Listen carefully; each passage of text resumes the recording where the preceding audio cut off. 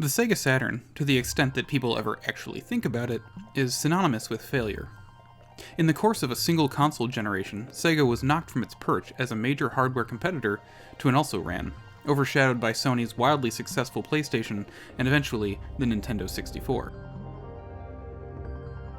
Rushed to shelves in an unsuccessful bid to capture the early 32-bit market, the Saturn was expensive, unwieldy, and notoriously challenging to develop for. It sold poorly, and as the PlayStation and N64 became household names, the Saturn slid quickly into obscurity, setting Sega up for its eventual exit from the hardware market altogether after the Dreamcast's subsequent failure. Sega's next-generation gaming platform, revolutionary sports and arcade gameplay, all with amazing new 3D experiences never before possible on home game systems. Wow. Yet despite being seen as little more than a footnote in gaming history, the Saturn's library is rife with classics, like Virtua Fighter, Radiant Silvergun, Shining Force 3, and even a seemingly impossible console port of Quake. Sadly, even the system's most beloved games qualify as cult classics at best, consigned to discussions on retro gaming message boards and let's plays with a few hundred views on YouTube. You thought you knew how to play the game? But no one has played this hard, this fast, this real, until now. Come, look into the world of Sega Saturn. Perhaps the cultist of cult classics is the Panzer Dragoon series, by Sega's Team Andromeda. Over the course of 7 years and 2 consoles, the Panzer Dragoon series overcame technical, financial, and artistic challenges to forge a strange and surreal world unlike any other in gaming, giving the world 3 incredible arcade shooters and one of the greatest and rarest RPGs of all time. Panzer Dragoon Saga is turning 20 years old this year, which makes it a perfect time to revisit the series. Join me as I walk through the history and legacy of one of Sega's most underappreciated franchises, Panzer Dragoon. Welcome to Ludodrome. I'm Nate Behrens, and this is a brief history of, where I read the entire Wikipedia page so you don't have to.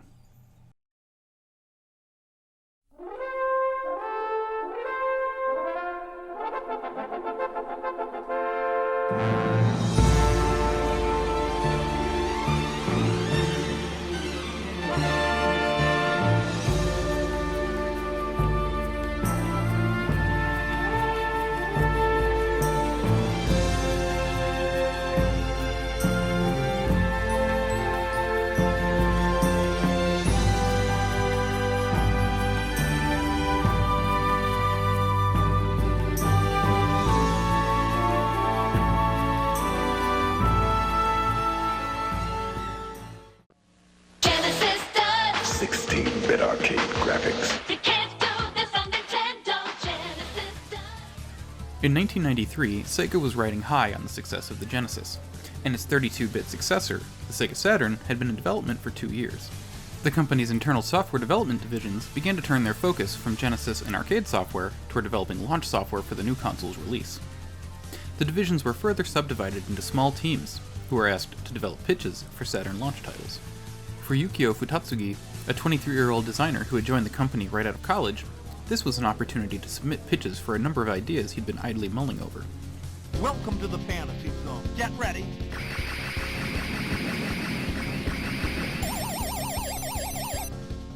One of these pitches was for an arcade-style flying tank game in the vein of Space Harrier and Star Fox. Much to Futatsugi's surprise, Sega accepted the pitch, and he soon found himself placed in charge of his own development team, comprised of members of Sega's AM6 arcade development division. The team was christened Team Andromeda, and development on the unnamed shooter title began. Games of this type usually put the player in control of a vehicle, such as Star Fox's R-Wing or Afterburner's fighter jet. During initial discussions, Futatsugi and his art director, Manabu Kusunoki, bounced around ideas for the type of vehicle the player would control in the game. They asked themselves a seemingly simple question: what would be fun to ride? According to Futatsugi, quote, "A dragon seemed like it would be fun, and it would show off the 3D capabilities of the Saturn to maximum effect, because while a spaceship is made of solid metal, a dragon has moving body parts, and it looks different from every angle." So a dragon it was, and work began on Team Andromeda's Untitled 3D shooting game in early 1994. The first months of the project were spent developing a setting and visual identity for the game. Futatsugi was a fan of the Brian Aldiss novel The Long Afternoon of the Earth, which featured a far future Earth overrun by mutated plants and animals, elements which inform the game's setting, a post-apocalyptic wasteland ravaged by a wildly mutated ecosystem. The most important element to nail down would be, of course, the dragon, as it would be the focal point of the entire experience. Initial concepts featured a more typical sword and sorcery style green, scaly dragon, but the team decided to add a science fiction spin in order to stand out from the competition. Inspired by films like Nausicaa of the Valley of the Wind, Star Wars, and David Lynch's adaptation of Dune, as well as the works of French comic artist Mobius, who later produced the Japanese cover art for the game, Kusunoki redesigned the dragon as a blue creature covered in a bony white armor, a hybrid of organic flesh and alien technology. This design informed the rest of the game's aesthetic, a style that blurs the line between natural and man-made creations. This can be seen in everything from the environments to the enemies, both man-made and mutant. Takashi Iwade was responsible for designing and modeling enemies, and he took inspiration for his designs from sources as varied as antique clocks to mollusks and fossils. Rail shooters don't typically contain much in the way of narrative, if any, yet the style Andromeda had developed so inspired the team that they went above and beyond the needs of the genre, creating a rich backstory and world, even going so far as to create their own language for the game. At this point, the working title for the project was Kiko Ryu, or simply Armored Dragon, but Futatsugi felt that the name was too bland for the world they were creating. They translated the name to German to add an exotic flair, and Armored Dragon became Panzer Dragoon. Panzer Dragoon takes place in a far future world, thousands of years after humanity was nearly wiped out by its own bioengineered weapons. These bioweapons now roam the land, while humanity struggles to survive. A young hunter encounters a dying dragon rider who implores him to prevent Imperial forces from reaching the tower, an ancient ruin that contains weapons of unimaginable power. The boy mounts the dragon and takes off to complete the dead rider's mission. The actual plot, as such, is very slight, consigned to a few paragraphs in the manual and very brief cutscenes. But it is a triumph of minimalist, evocative storytelling, with each stage, enemy, and cutscene hinting at something much greater.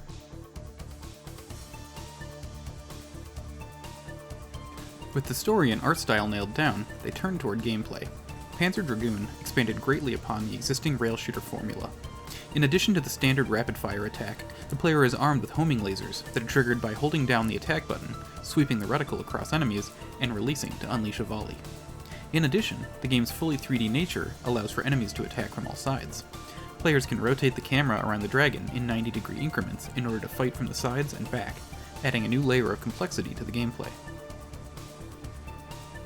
The game's development was difficult for a number of reasons. Futatsugi was younger and less experienced than all of his team members, and he was often stubborn about getting his way despite their opinions.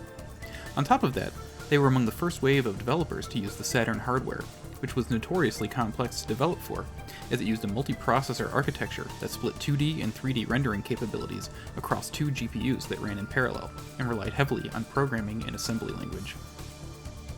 What's more, the hardware was not finalized until well into Panzer Dragoon's development, meaning that much of the work had to be done based on educated guesses about the capabilities of the final console. Toward the end of development, after the game was nearly complete, composer Yoshitaka Azuma was brought on to score the game. As a rail shooter, the game was linear, and developers had complete control over the pacing, meaning that the music could be written much like a film score, matching the on-screen action.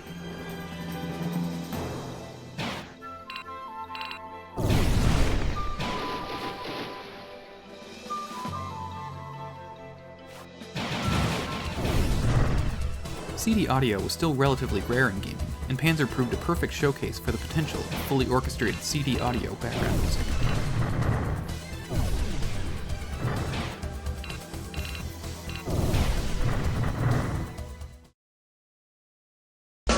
Sega Saturn それはまさに進化したゲームマシンなのだ。それではそのサターンの新作ソフトを紹介しよう。The Sega Saturn launched in Japan in November 1994, but Panzer Dragoon, intended to be a launch title, was nowhere to be seen. The frequent roadblocks for the team forced them to delay the game several months.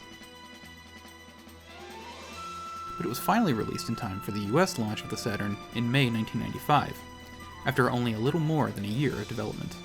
As one of only a few launch titles for the system, and one of the few fully 3D games available anywhere at the time, Panzer Dragoon garnered far more attention on launch than it had pre-release. Audiences were wowed by the graphics and atmosphere, which were unlike anything the gaming world had seen at that time, as well as the tight gameplay, which proved a worthy match for Sega's acclaimed arcade heritage. That said, Panzer Dragoon is a very short, simple game. There are 7 stages, each around 10 minutes long, which play out exactly the same each time. It has tough moments, but overall it's not terribly difficult to finish the game, though chasing a perfect score provides some replay value. There are no power-ups or abilities beyond what you start with, and while the world is compelling and the storytelling evocative, there's really not much to it. Still, as slight as the game is, it holds up today. The graphics are primitive but beautiful, and the music remains as ethereal and atmospheric as it was in 1995, and it's still a whole lot of fun to unload a volley of homing lasers into an Imperial ship. The game's success led Sega to encourage Team Andromeda to jump immediately into development of not one, but 2 sequels simultaneously, a second rail shooter, as well as a much more ambitious role-playing game.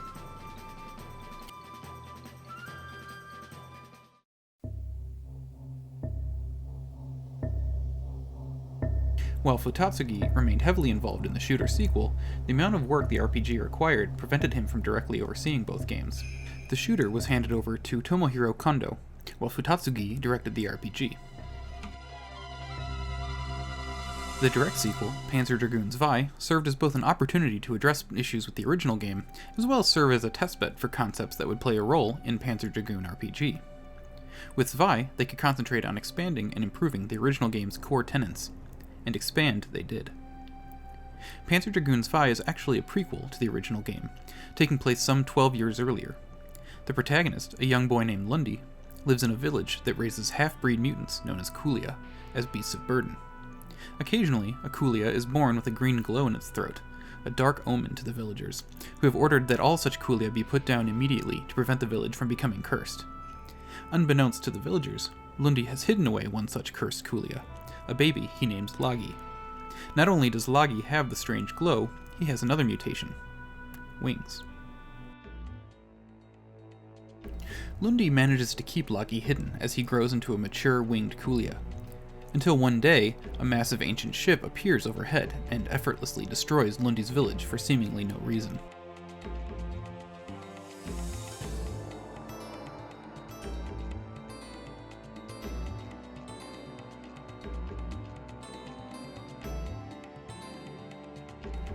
The pair watch in horror from the outskirts, and Lagi, overcome with fear and anger, reveals the true nature of the glow in his throat as he spits a volley of lasers into the sky.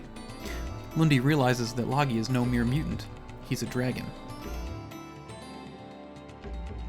Together, they take off to exact revenge on the ancient ship.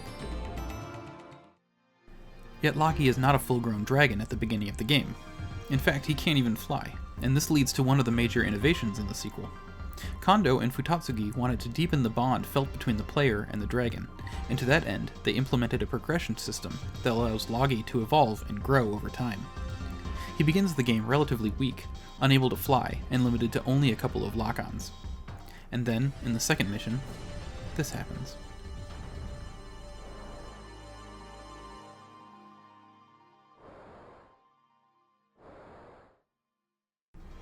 From this point on, at multiple points in the game, Lagi evolves into new forms, gaining new abilities like the Berserk super attack and the dodge roll. Having Lagi start as a baby triggers a sort of paternal instinct in the player. You want to protect your baby, while also feeling the joy of seeing it grow into its potential. While one would be hard-pressed to say that Panzer Dragoon Saga is a deeply emotional experience, one certainly feels more attachment than in most rail shooters.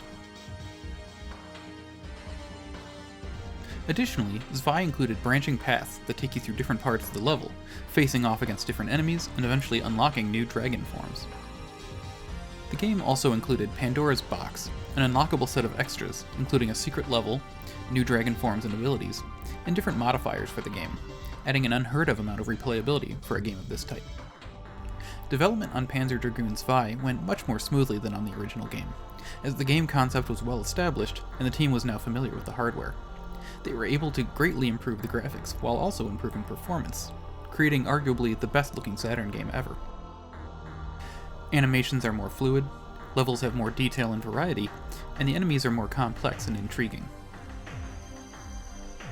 The story also has much more going on, even if it's still quite minimal.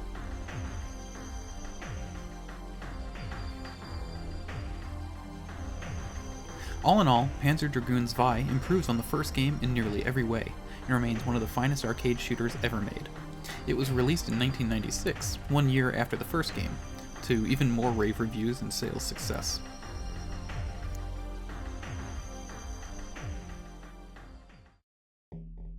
During Zwei's year of development, Futatsugi and his team were deep in pre-production on a far more ambitious title, an epic role-playing game that would finally do justice to the expansive and unique world that had captured the imaginations of Panzer fans. When development on the project known as Ozzel Panzer Dragoon RPG began, Sega was convinced that the 32-bit console race would be won by whomever produced the greatest exclusive RPG for their system.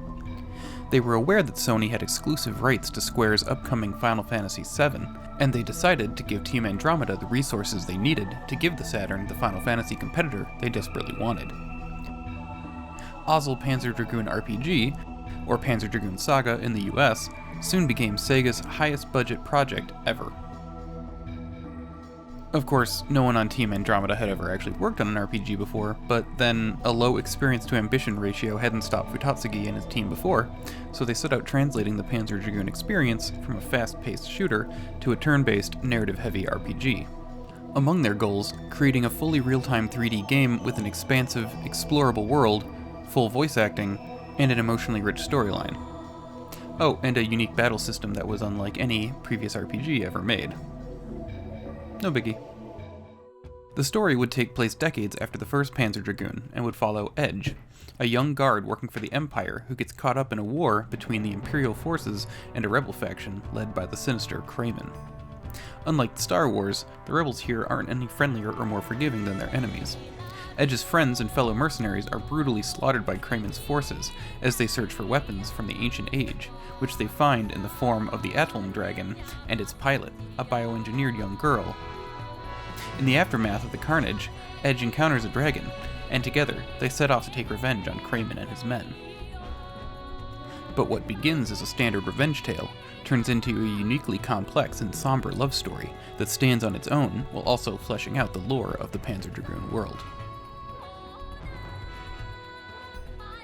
Most RPGs of the era told their stories through 2D character portraits and unvoiced text boxes, but Team Andromeda wanted full voice acting and animated cutscenes, both real-time as well as nearly 90 minutes of pre-rendered FMV, a choice that cost them dearly in time and money. The environments as well were wildly ambitious. Where other RPGs used pixel art or pre-rendered images for their environments, Team Andromeda was determined to retain the look and feel of the previous Panzer games, which meant sticking with real-time 3D environments. Only this time they would be freely explorable instead of the linear, tightly controlled experiences of the rail shooters. While they had years of experience with the Saturn at this point, the system still struggled with 3D compared to the PlayStation. But Futatsugi was adamant that the sensation of free movement was essential to the Panzer Dragoon experience. Pre-rendered backgrounds would simply have restricted movement too much, and so, with a combination of hardware tricks and smart art design, they were able to create environments both massive and intimate, explorable from the air and on foot, which retained the signature Panzer Dragoon feel. Where the characters in the first two games were almost entirely devoid of dialogue and personality, Saga would feature a cast of dozens, and the main characters would be far richer than before. The core relationship is that of Edge and the girl from the ruins, Ozzel, who both find themselves unwillingly thrust into opposite sides of the same fight. Edge is a curious, headstrong young man whose initial desire for revenge shifts as he discovers more about the world he inhabits. Ozzel is a man-made bioengineered drone who loses her singular purpose in life and struggles with her developing human emotions. The designs for both characters went through several changes. Edge was initially more a blank slate like many RPG protagonists of the era, though he was designed to intentionally avoid the stereotypical spiky hair design that was so common. But Futatsugi found that Edge developed a stronger personality as he wrote the story. Ozzel, on the other hand, began as a colder and more inhuman character, only to become warmer and more relatable as development continued. Kramen is a complex and compelling villain whose ruthlessness belies more ambiguous motives. Side characters like Gash and Pyatt lend a dose of humanity and humor missing from the far more stoic rail shooters, and minor NPCs have names and character arcs that play out through the course of the game, helping to transform the Panzer universe from what could sometimes feel like a series of cool concept art paintings to a real place inhabited by real people. Even the dragon is given more personality. Edge can name the dragon this time, and during stops at camp, can choose to give the dragon attention, which strengthens their relationship.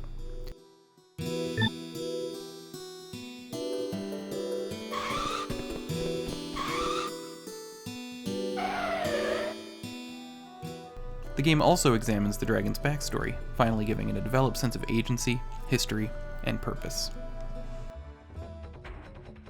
One of the trickiest parts of development was translating the rail shooter combat into a turn-based RPG battle system.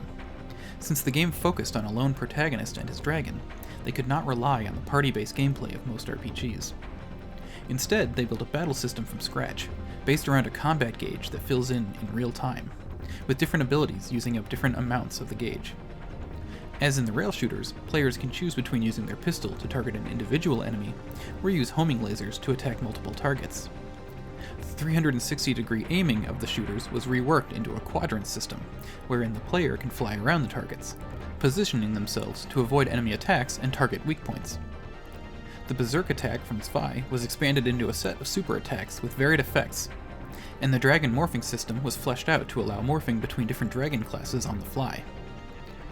Experience points and money were doled out based on a player's efficiency in completing a battle, encouraging players to experiment and find the optimal method for dealing with each type of encounter.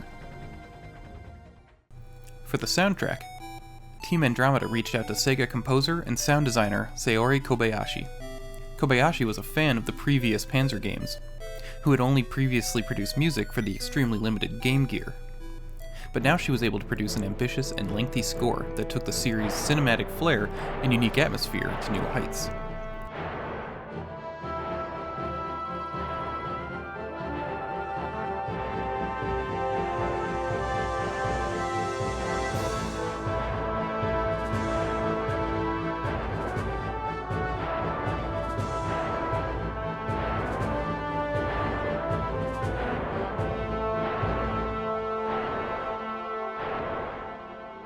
Fusing sweeping orchestral pieces with wild driving electronic percussion and soothing ambient sounds, Saga's soundtrack is the crowning achievement even in a series renowned for its music. Saga's development was lengthy, difficult, and stressful. Nearly every aspect of the game was being designed from scratch by developers with no experience working in the genre, on a system that was not designed for the kind of game they were making. Not only that, but pressure from Sega was sky high. The company set a sales target of 1.5 million copies sold, which they expected would match or exceed its closest competitor, Final Fantasy VII. But midway through development, it was clear that the Saturn was lagging badly behind both the PlayStation and the Nintendo 64, and the situation was even more dire in the United States than in Japan. Final Fantasy VII was released on the PlayStation in early 1997 to ecstatic reviews and record-breaking sales, moving over 2 million copies in 3 days in Japan alone. Sega would need a miracle to match that kind of success. They didn't get one. A year later, after 3 grueling years of development, Ozzel Panzer Dragoon RPG was released in Japan, and then in North America in April as Panzer Dragoon Saga.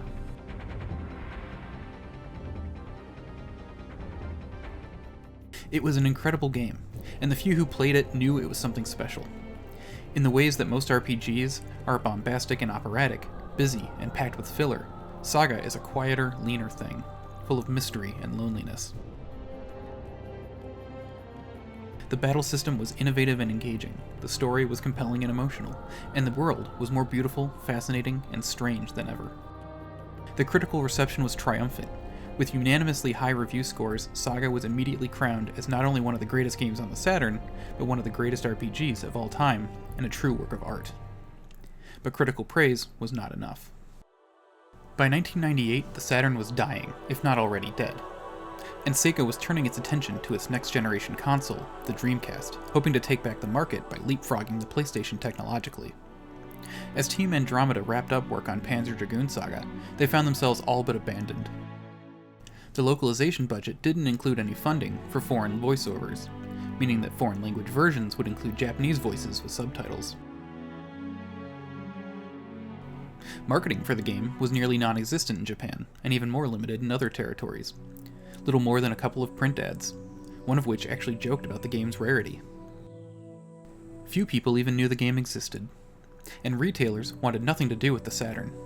They had long shifted shelf space away from the Saturn towards the PlayStation, and were getting ready for the upcoming Dreamcast launch. While around 1 million copies were pressed in Japan, as a result of combined apathy from Sega and retail stores, only around 30,000 English copies were ever produced. Sales were dismal. In Japan, only around 100,000 copies were sold, only a fraction of a percent of the target. And in the United States, there simply were no copies to be bought. Those that did get their hands on the game found themselves in possession of the Sega Saturn's swan song, but for the greater gaming public, Panzer Dragoon Saga came and went with a whisper. In the years since, Panzer Dragoon Saga has gone on to become one of gaming's most coveted collector's items. While the Japanese version is relatively common and affordable, North American copies are extremely rare and routinely sell for over $600 used and over $1,000 unopened. One reason for the game's value is that, unlike many of Sega's classics, it has never been ported to another system, and it likely never will, because according to Futatsugi, the original source code was lost during a period of internal power struggle at Sega, meaning that any re-release would either have to run on an emulator or be a remake. Saturn emulation is notoriously tricky, and it's nearly impossible to imagine Sega investing in a ground-up remake or port of a game that sold so poorly, which means that there are only two ways to play the game. Shell out $1,000 for original hardware and a collector's copy of the game, or deal with shady pirate copies and user-unfriendly Saturn emulation. That said, it's hard to feel guilty for emulating a game that has been so thoroughly abandoned by its owner, and Saturn emulation has come a long way in the past few years. In fact, I'll come right out and say it. Go play this game on an emulator. Mednafen and SSF are capable of playing the game from beginning to end with near 100% accuracy, and ISOs of the game are not hard to come by. Until a miracle comes to pass and the game is re-released on a modern platform, there's no shame in back-alley dealings to experience one of game's greatest hidden gems. For real, go do it. If the FBI knocks on your door, tell them it was my idea. You know how the games and the programs are made and what to do to make sure they're not gonna fade. The bottom line is, it's all up to you.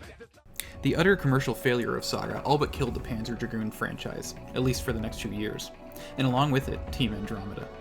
The team dissolved, and its members drifted to various other Sega projects, many of which would go on to become classics in their own right. Shenmue, Jet Set Radio, and of course, Rez.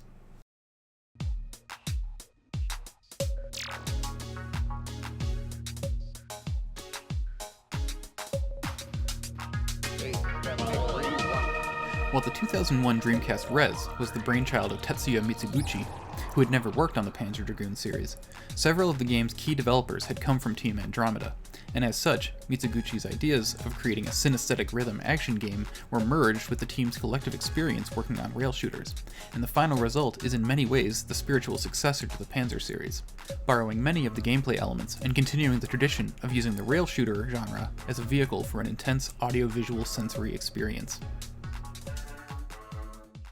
The Dreamcast, unfortunately, met a similar fate to the Saturn, fizzling out after only a couple of years, and Sega, reeling from the financial damage of 2 failed consoles in a row, decided to exit the hardware market altogether and focus on software alone. This led to yet another reorganization of Sega's internal development teams. One such team, known as Smilebit, was coming fresh off the release of Jet Set Radio in 2000 when they were approached with a proposal to create a new title in the Panzer Dragoon series. Smilebit accepted and decided that they would produce the game for Microsoft's powerful new console, the Xbox. Yukio Futatsugi had since moved on from Sega, and so the project was headed up by Akihiko Mukayama, who had led the development of the battle system for Panzer Dragoon Saga, and he brought on several former Andromeda team members to assist. Mukayama was not particularly thrilled with the idea of returning to the Panzer Dragoon franchise after so little time, but Sega made it clear that if he didn't take on the project, the series would be dead. He didn't want to carry the responsibility of being the one who killed off Panzer Dragoon, and so he accepted.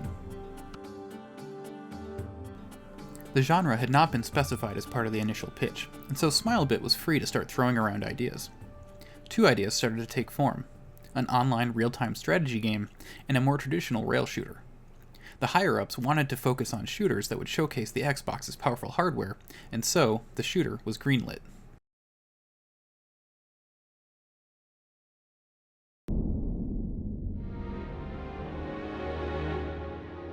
Team Dynamiria, the famous like you ever said. Laos vivere seculu hespe your language. Romago maclarumati. Taking place years after the events of Saga, Panzer Dragoon Orta follows the titular main character, a young girl who's been imprisoned in a remote tower as long as she can remember. The Empire, having returned to power, attacks the tower in an attempt to kill her. But she is rescued by a dragon at the last moment. Together, they flee from the Empire, following a mysterious drone named Abad, who seems to want to help Orta. With the digital encyclopedia included on the disc, as well as a series of bonus missions that expand the narrative, Orta's story is more fleshed out than the other shooters in the series, though obviously less so than Saga. However, it had to take some liberties with the way that Saga closed out the series in order to introduce a new character and keep the conflict going.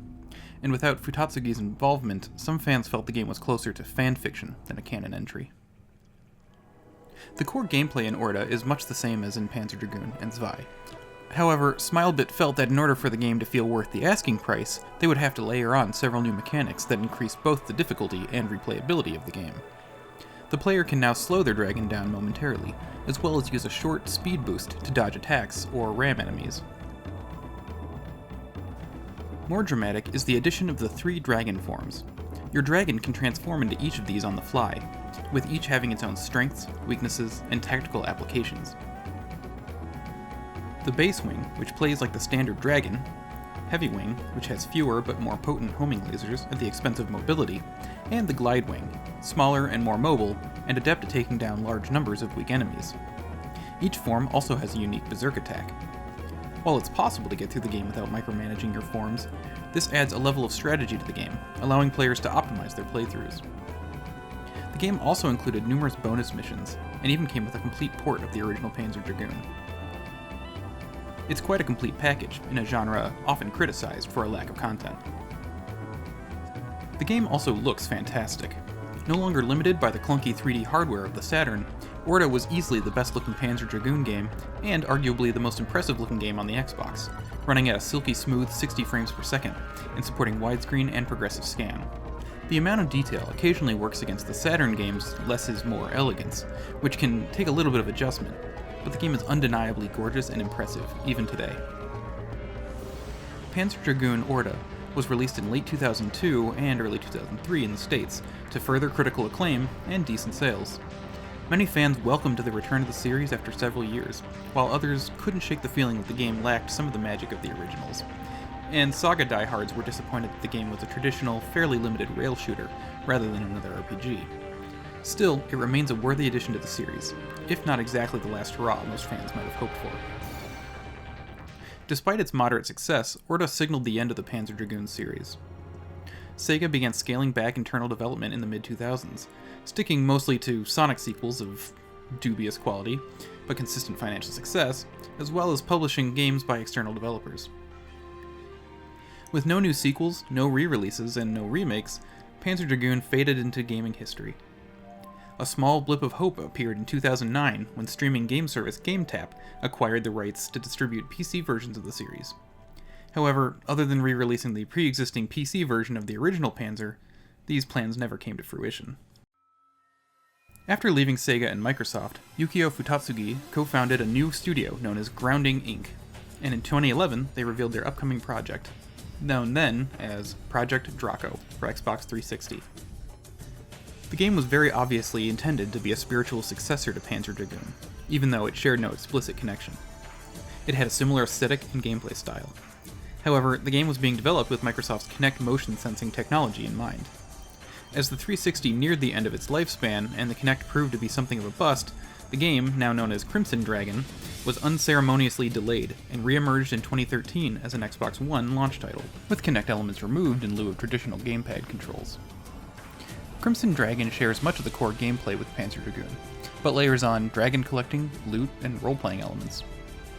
As interesting as that sounds, the game essentially has you grinding out the same repetitive missions over and over again in order to level your dragons so that you can grind out the same few missions again, all while the game dangles microtransactions in your face, tempting you to reduce the grind by shelling out cash.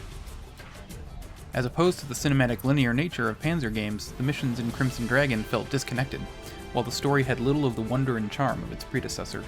Sadly, Crimson Dragon was a bad game. It was released to middling reviews and was forgotten soon after. So is there hope for more Panzer Dragoon in the form of sequels or even just a re-release? Not really.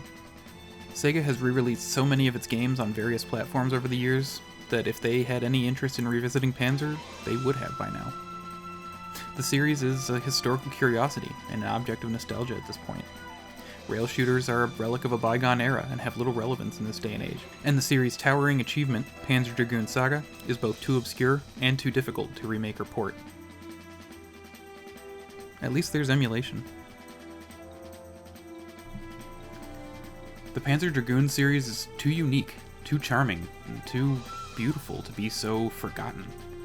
What could easily have been a bog-standard arcade shooter blossomed into something special because of the determination of Team Andromeda to make something no one had ever seen before. Arcade shooters as fast and fun as any other in the genre, but delivered with literary and cinematic panache far ahead of its time.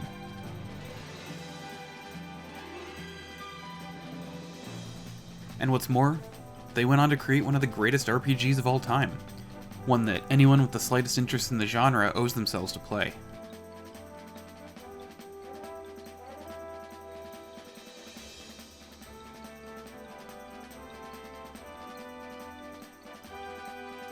While the series may not have been wildly successful throughout its run, it's made an impact on many creators since, both in terms of mechanics, such as in Rez and later Star Fox games, as well as in atmosphere and style, seen perhaps most clearly in the works of Team Ico, which shares similar minimalist storytelling and surrealist atmosphere.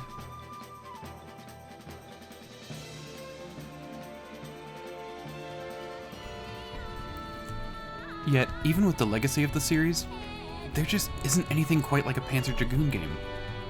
More people should know about and love this series, damn it. It's too good to languish alongside Gex and Clockwork Knight. I've done my part, shouting its praises from the rooftops for years. Apologies to all my friends who've had to listen to me drone on and on. But now, if I've piqued your interest at all, I hope you'll go check it out. I think you'll be happy you did.